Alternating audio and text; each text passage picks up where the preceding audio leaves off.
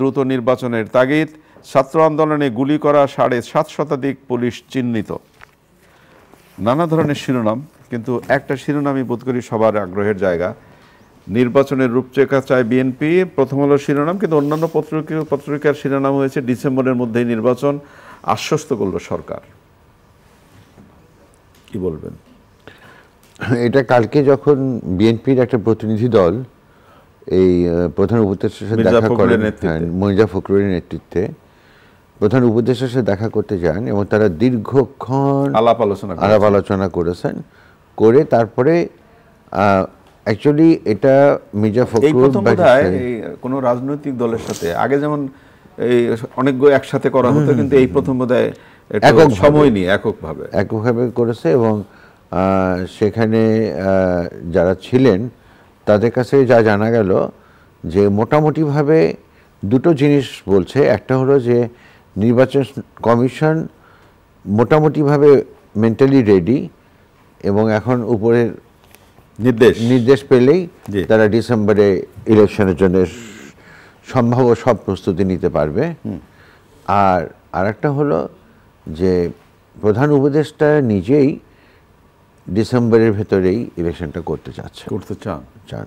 কিন্তু কালের কণ্ঠের শিরোনামের মধ্যে একটা প্রশ্ন দেওয়া আছে, লাল কালিতে একটা প্রশ্ন দেওয়া আছে, ডিসেম্বরের মধ্যেই নির্বাচন, সব দল একমত হলে আপত্তি নেই সরকারের, 15 ফেব্রুয়ারির মধ্যে রোডম্যাপ ঘোষণা হতে পারে। এখানে কিন্তু একটা কিন্তু আবার থেকে যায় বুঝি। কেউ কেউ এটা কথা বলবার চেষ্টা করছেন যে আগে সংস্কার তারপরে নির্বাচন। তাই এই ঘটনা কি সামনে হতে পারে যে না? এটা আমি মনে করি কি যে আসলে ধরেন বাংলাদেশ এমন একটা দেশ, এখানে কখনো প্রেডিকশন করা খুব মুশকিল, প্রেডিকশন করা খুবই মুশকিল, আর কখনোই সবাই ঐক্যমতে পৌঁছাতে পারে না। মানে যেটাকে আমরা বলি আনঅ্যানিমাস ডিসিশন, সর্বসম্মতিক্রমে সিদ্ধান্ত, এই জিনিসটা নিতে পারে না। এখন যে সংস্কার সম্পূর্ণ করে তারপর ইলেকশন চাচ্ছে, তার এই চাওয়ার পেছনে তার নজর থেকে, তার দৃষ্টি থেকে কারণ আছে। সে তার দলকে গুছাতে চাচ্ছে যে আরেকটু সময় নিয়ে দলটাকে আরেকটু ভালোভাবে গুছিয়ে যদি আরো দু একটা লড়াই করা যায়, এটা সিম্পল। আর বিএনপি যেটা চাচ্ছে, যতই দেরি হচ্ছে ততই তার কন্ট্রোলের বাইরে চলে যাচ্ছে, চারিদিকে মারামারি, কাটাকাটি, হানাহানি হচ্ছে, এই জিনিসটা যেন না হয়। আর ব্যক্তিগতভাবে আমি মনে করি যে এখন দেশের যে পরিস্থিতি দাঁড়িয়েছে, মানে এই সরকারটাকে সবাই খুব দুর্বল সরকার মনে করছে। আচ্ছা, সরকার হিসেবে দুর্বল। আপনার এই কথার প্রেক্ষিতে মাননীয় প্রধান উপদেষ্টা গতকাল আহতদের পরিবারদের সাথে যে বৈঠকে কথা বলেছেন, তার শিরোনামটা পড়ে শোনাই। আরো বহু ঘটনা ঘটবে, গন্ডগোল সৃষ্টিকারীদের নিশ্চিহ্ন করতে হবে। এখন আসলে বলা তো খুব সহজ, করা তো সহজ না। এই যে উনি বললেন ঘটবে, এটা আমরা সবাই বুঝতে পারছি যে সামনে আরো অনেক গন্ডগোল আছে, কিন্তু এটাকে যে সুষ্ঠুভাবে প্রতিরোধ করা, সেটার জন্য আমরা কি ব্যবস্থা নিয়েছি সেটা হচ্ছে আসল কথা। নিচ্ছি। হ্যাঁ, আর যে কথাটা আমি বলতে যাচ্ছিলাম যে এই সরকারকে সবাই খুব দুর্বল সরকার মনে করছে। এই সরকারের যে ইমেজটা প্রথম দিন ছিল, যতই দিন গড়াচ্ছে সেই ইমেজটার ভিতরে কিন্তু দ্বিধা, দ্বন্দ্ব, সংশয় এসে যাচ্ছে, যদি কিন্তু এসে যাচ্ছে। সুতরাং এই সরকারেরও উচিত, প্রফেসর ইউনূসেরও উচিত, যত দ্রুততম সময় একেবারে মিনিমাম সংস্কার করে একটা গ্রহণযোগ্য ইলেকশন দেওয়া যায়, সেটা দিয়ে তাদের বেরিয়ে যাওয়া উচিত। কারণ তারা যতদিন থাকবে ততদিন নানান রকম সমস্যার সম্মুখীন হবে এবং একটা পর একটা মানে ঘটনা, একটা পর একটা অভিযোগ তাদের দিকে এসে পড়বে। আপনি অভিযোগের কথা বললেন, এবং আমাদের ঢাকা শহরে এখন বোধহয় শাহবাগ দিয়ে যাওয়ার কথা চিন্তা করা যাবে না। তার কারণ শাহবাগ একটা আন্দোলনের কেন্দ্রবিন্দু, বা ওইটা একটা মোড়টা হচ্ছে আন্দোলনের মোড়। শাহবাগ তুমি কার? 4টি সড়কে অবস্থান, বিক্ষোভ, ভোগান্তি এবং এখানে যেটা জল কামানো কালকে শিক্ষকদের সরকারি প্রাথমিক বিদ্যালয়ের সহকারী শিক্ষক পদে বাতিল হওয়া নিয়োগ ফিরে পাওয়ার দাবিতে তারা আন্দোলন করেছিল। এবং এই প্রথম আলোর ছবিতে দেখা যাচ্ছে যে মায়ের কোলে একটি শিশুও আছে এবং এখানে জল কামান নিক্ষেপ করা হচ্ছে। তো এমন পরিস্থিতি তো তৈরি হলো। আমি আসলে এই পরিস্থিতি তৈরি হলো না, এই পরিস্থিতিটাকে আমন্ত্রণ করা হয়েছে। আচ্ছা। কারণ প্রথম থেকেই এই সরকারের উচিত ছিল এই জিনিসটা খুব স্পষ্টভাবে প্রচার করে দেওয়া যে আমরা কোনো দীর্ঘস্থায়ী সরকার না, আমরা দাবি মেটানোর সরকারও না, মিনিমাম যেখানে যা দরকার সেটুকু করেই আমরা চলে যেতে চাই। সেটা না করে ওনারা বললেন যে 15 বছর 16 বছর কেউ কথা বলতে পারে নাই, সো লেট দেম কাম, তারা আসেন কথা বলেন। তো এই কথা বলাটা যে কোথায়, এখানে যে একটা বাংলাদেশে একটা প্রবাদ আছে, সেটা হলো যে বসতে দিলে খাইতে চায়, শুতে চায়, মানে খাইতে দিলে বসতে চায়, বসতে দিলে শুতে চায়। তো এখন এই শুতে যে তারপরে আসেন কথা বলি, তো সবাই কথা বলা শুরু করে দিয়েছে। এই যে 6 মাসে প্রায় 180টার উপরে বিভিন্ন দাবি দেওয়ায় এটা হয়েছে। আর যেটা সবার খেয়াল রাখতে হবে যে আমরা যতই ফ্যাসিস্ট বলি, যত কিছুই বলি না কেন, তারা কিন্তু আমাদের চারপাশেই আছে। সুতরাং এদেরকে উপেক্ষা করে যাওয়া যাবে না, খুবই সতর্কতার সাথে থাকতে হবে। এবং তারা যখন যেখানে যেভাবে সুযোগ পাবে তারা বাধার সৃষ্টি করবে, তারা চেষ্টা করবে এই সরকারকে বিব্রত করতে। যে কারণে আমি বলছি যে এই সরকার যত দ্রুততম সময়ে এই সংস্কারের যেই কথাটা, কারণ সংস্কার একটা কন্টিনিউয়াস প্রসেস, আপনি কিন্তু বলতে পারবেন না যে 10 বছরেই আমি সংস্কার শেষ করতে পারবো, সেই শেষের পরেও আরও সংস্কারের সুযোগ এসে যায়। সুতরাং হ্যাঁ, সেই জন্য যে আপনি কতটুকু করবেন, কতটুকু যাবেন, সেটা খুব জরুরি, খুব জরুরি কথা। উপদেষ্টা মাহফুজ আলম বলেছেন যে মব করলে ডেভিল হিসেবে ট্রিট করা হবে। এখন মুশকিল হয়েছে কি, ওই যে আপনাকে একটু আগে বললাম যে এই সরকারকে সবাই খুব দুর্বল সরকার মনে করছে, কারণ এই সরকারে কে কখন কোথা থেকে কি কথা বলে এটার কোনো মানে কোঅর্ডিনেশন নাই। সে যে বলে দিল ডেভিল, খুব ভালো কথা, কিন্তু এই ডেভিলের মানেটা কি হবে? শয়তান। জি। তো সেই শয়তান হিসেবে কাকে তিনি আখ্যায়িত করতে চাচ্ছেন? এমন তো দিন আসতে পারে যে এই আখ্যাটা তার উপরই এসে পড়বে। পরিস্থিতি বদলে গেলে এটা কেউ জানে না। না, কিন্তু যেভাবে মব হচ্ছে সেটাও তো একটা প্রতিরোধ করতে হবে, তাই না? মবের প্রতিরোধ এভাবে হবে না। মবের প্রতিরোধ করতে হবে আইন শৃঙ্খলা রক্ষাকারী বাহিনীকে। এই যে অপারেশন ডেভিল হান্ট শুরু হলো, আমার যথেষ্ট সন্দেহ আছে যে এর কত পার্সেন্ট কারেক্ট হবে, কত পার্সেন্ট সাকসেস হবে। কারণ দেখা যাবে যে এটা বিশেষ করে পুলিশের জন্য একটা চমৎকার বাণিজ্যের সুযোগ করে দিচ্ছে। তাই? আচ্ছা, কারণ গ্রেপ্তার বাণিজ্য। হ্যাঁ, গ্রেপ্তার বাণিজ্য আগেও ছিল, এখনো আবার নতুন করে তারা সুযোগটা পেল। এখন হয়তো বা পুলিশ একটু চাঙ্গা হবে যে তারা তো একটা গ্রেপ্তার করা যাবে, এই সুযোগটা পেয়েছে। আমার একটাই স্পষ্ট বক্তব্য যে আসলে এই দেশটার প্রতি সুবিচার কেউ করছে না। যে যার নিজের চিন্তা থেকে, নিজের জায়গা থেকে, নিজের স্বার্থ সিদ্ধির জন্যই যা বলা, সেটা আমার তাল গাছটা আমার বিচার মানি, কিন্তু তার গাছ আমার। এই পরিস্থিতি থেকে উত্তরণের একটাই উপায়, দ্রুততম সময়ে নির্বাচন করা, এবং যেই আসুক নির্বাচনে। একটা কথা আমি আপনাকে এখানে উল্লেখ করতে চাই, আমি গতকাল দেখলাম, আমি অবশ্য আজকে খেয়াল করতে পারিনি, সকালে আমি পত্রিকা দেখার সুযোগ পাইনি, সেটা হলো যে বিভাজনের কোনো চিন্তাধারা যেন কেউ না করে, কারণ দেশকে বিভাজিত রেখে দেশ এগোনো যাবে না। এই কথাটা খুবই সত্যি। এবং আজকে যেমন ধরেন যে 53 বছর 54 বছর পরেও আমরা আমাদের নিজেদের আইডেন্টিটি বলতে পারি না যে আমি কে।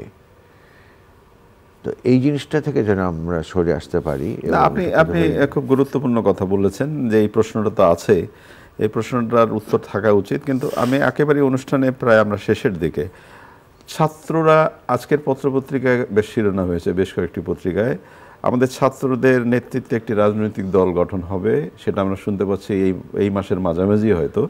কিন্তু একই সাথে ওই রাজনৈতিক দলের ছাত্র সংগঠন আত্মপ্রকাশ করবে। আর মুশকিল হলো কি যে ওই আমরা কখনো আয়নাতে নিজের চেহারাটা দেখি না। কেন, কি এখানে সমস্যা? কি সমস্যা হলো যে তাহলে পরে তো অনেক কিছু ভুল ত্রুটি চোখে পড়বে। যতক্ষণ না দেখলাম ততক্ষণ আমার ভুল ত্রুটিগুলো আমাকে স্পর্শ করছে না, আমাকে বিব্রত করছে না। তা আমরা আয়নাতে নিজেদের চেহারা দেখি না। এই ঘুরে ফিরে সেই একই জিনিস এসে দাঁড়াবে। আর এই যে নতুন ছাত্রদল মানে ছাত্র সংগঠন আত্মপ্রকাশ করছে, আমি এটাকে সাধুবাদ জানাই। কিন্তু ওই যে আবার সে কিন্তু যদি এসে যাচ্ছে, তারা কি করবে তার উপরে নির্ভর করছে তাদের এই আত্মপ্রকাশটা কতটা মানে সাকসেসফুল, সার্থক। অথবা মানে আপনি যেটা বলতে চাইছেন যে আবারও কোনো ছাত্র সংগঠনের নেতৃত্বে হল দখল, সিট দখল, চাঁদাবাজি বা অমুক এই জায়গাগুলো আবার তৈরি হয় কিনা সে আশঙ্কা করছেন? আমি সেটা আশঙ্কা করছি এবং ভালোভাবে আশঙ্কা করছি। আর আমাদের হলো কি, আমরা সুযোগ পেলে যে কোনো অন্যায় যে কোনো জিনিস করতে পিছু পা হই না। তো এখানেও কিন্তু শিক্ষার্থীরা তো এর বিরুদ্ধেই কথা বলছে। ভাই, যে বসে থাকে দুদকের চেয়ারে সে তো সবসময় দুর্নীতির বিরুদ্ধে কথা বলে, তারপর দেখা যায় যে তার এগেনস্টে দুর্নীতির মামলা। আপনি খুব কঠিন উদাহরণ দিলেন, চেয়ারে বসে থাকে। তাহলে কি ভবিষ্যৎ কি বলে? ভবিষ্যৎ তো আমাদেরকে অপেক্ষা করা ছাড়া আর কিছু করার নাই। এবং আমি আবারও রিপিট করি, যত দ্রুততম সময়ে এদেশে নির্বাচন আসবে তত সার্বিক পরিস্থিতির উন্নতি হবে। আপনি প্রসঙ্গক্রমে আপনার সাথে কথা বলছিলাম, আপনি সম্প্রতি কলকাতা ঘুরে এলেন। জি। কি অবস্থা কলকাতা? কলকাতায় ঘুরে এলাম এবং সেখানে দেখলাম যে আগে যে জিনিসটা ছিল না, যে পিপল টু পিপল কোনো সমস্যা ছিল না, কিন্তু এখন মানে পিপল যেটা বা জনসাধারণ তারাও একটু ভিন্ন চোখে দেখছে। আবার ভিন্ন চোখেটা কেমন, কিরকম ভিন্ন চোখে তাদের কাছে এইভাবে মানে মেসেজগুলো পৌঁছাচ্ছে যে বাংলাদেশে সংখ্যালঘুদের উপরে মানে চরম নির্যাতন হচ্ছে। আচ্ছা, এখন সেই সংখ্যালঘু কি আওয়ামী লীগ করে কি করে না এগুলো তারা জানতে চায় না, সংখ্যালঘু। তা আমি যথাসাধ্য যেখানে পেরেছি তাদেরকে বলেছি, তাদের ভুলটা ধরিয়ে দেওয়ার চেষ্টা করেছি। কিন্তু তারপরেও যেই ব্যাপারটা আছে সেটা হলো ওরা কিন্তু এটা চায় না। মানে নিউ মার্কেট খা করছে, সামনের রাস্তাটা খা করছে, মার্কেট স্ট্রিট, হ্যাঁ মার্কেট স্ট্রিটের কোনায় যেই চায়ের দোকান একটা আছে, সেখানে 15-20 জন লোক তো সবসময় থাকতো, মানে ঠেলাঠেলি করে যে চা নিতে তো। আর ওদের চাটা খুব ভালো, ভাড়ের চা। তো আমি ওকে জিজ্ঞেস করলাম যে তোমার ব্যবসা কি একটু কমে গেছে? তা আমাকে বলছে যে স্যার কমে গেছে মানে কি, ইয়ে খতম হয়ে গিয়া। আচ্ছা, প্রসঙ্গটা তুললাম, একেবারে আবার আলোচনার মধ্যে আসতে চাই। প্রথম হলো ছবিটির কথা আপনাকে বলেছিলাম, মার কোলে শিশু, সেখানে জল কামান হচ্ছে। এই যে শিক্ষকরা, আমি অন্য অ্যাঙ্গেলে যদি আমরা আলোচনাটা করি, যে সরকারি প্রাথমিক বিদ্যালয়ের সরকারি শিক্ষক পদে বাতিল হওয়া, নির্বাচন ফিরে পাওয়ার দাবিতে আন্দোলনকারীরা মাঠে নেমেছেন। তাহলে আমি ব্যক্তিগতভাবে যেটা আমার কাছে যেটা মনে হয় যে একজন শিক্ষক বা শিক্ষক সম্প্রদায় যদি এরকম রাস্তায় নামে, শিক্ষক পরম প্রয়োজনীয়, আমরা সেই জায়গাটা কেন তৈরি করি না যে শিক্ষকরা রাস্তায় নামবে না? মুশকিল হয়েছে যে শিক্ষকরা নেমেছে, তাদের উপরে জল কামান দেওয়া হয়েছে, অত্যন্ত নিন্দনীয় কাজ। কিন্তু কি পরিস্থিতিতে তাদের উপর জল কামান দিতে হলো এটাও ভেবে দেখতে হবে। 1, 2 হলো মানে শুধু দাবি করলেই তো হবে না, সেই দাবিটা কি করা আপনার পক্ষে মানে যুক্তিযুক্ত কিনা, আপনি সেই দাবিটা করতে পারেন কিনা, এটাও কিন্তু অন্যরা দাবি করছে বলে আমিও দাবি তুলি, আমারও কিছু একটা হবে, এরকম ব্যাপার। এবং এইভাবেই সব নেমে যাচ্ছে। বললাম না যে 6 মাসে 180টার উপরে এরকম দাবি দাওয়া নিয়ে এসছেন সবাই। তো তাহলে এটা তো আপনার কিভাবে আপনি এটাকে অ্যাকসেপ্ট করবেন? এটা তো অ্যাকসেপ্ট করার মতন ব্যাপার না। আর সেখানে কিন্তু শিক্ষক, তার কোলে বাচ্চা, এগুলো কিন্তু মুখ্য না। মুখ্য হচ্ছে তাদের দাবিটা কি, তাদের দাবির প্রক্রিয়াটা কি, এবং কোন পরিস্থিতিতে যাবার পরে এই জল কামান, টিয়ার গ্যাস এবং লাঠিচার্জ হলো। একটা ব্যাপার হলো যে দাবি দেওয়া যারা করছে তাদেরকে আমি শ্রদ্ধা করি, তাদের দাবি দেওয়ার জন্য তারা করবে, কিন্তু আমার কি অধিকার নাই শাহবাগ দিয়ে যাতায়াত করা? অবশ্যই, অবশ্যই। তা আমার এই অধিকার কেন প্রতিদিন? এবং আরেকটা ব্যাপার যেটা হয়, এই যে শহরে আমরা বসবাস করি সেই শহরে কোনো একটা রাস্তায় হঠাৎ করে কেউ যদি বসে যায়, পুরো শহরটা কলাপস হয়ে যায়। এবং এটার জন্য যেমন ধরেন গতকাল বিকেলবেলা কেউ হয়তো আধা ঘন্টা রাস্তাটা 4 ঘন্টা 5 ঘন্টা পার হতে হয়েছে তাকে, তাহলে যে সড়কের কর্মঘণ্টা নষ্ট হচ্ছে, এইটা তো মানুষের ভোগান্তির জায়গাটা চিন্তা করতে হবে। অবশ্যই তাই।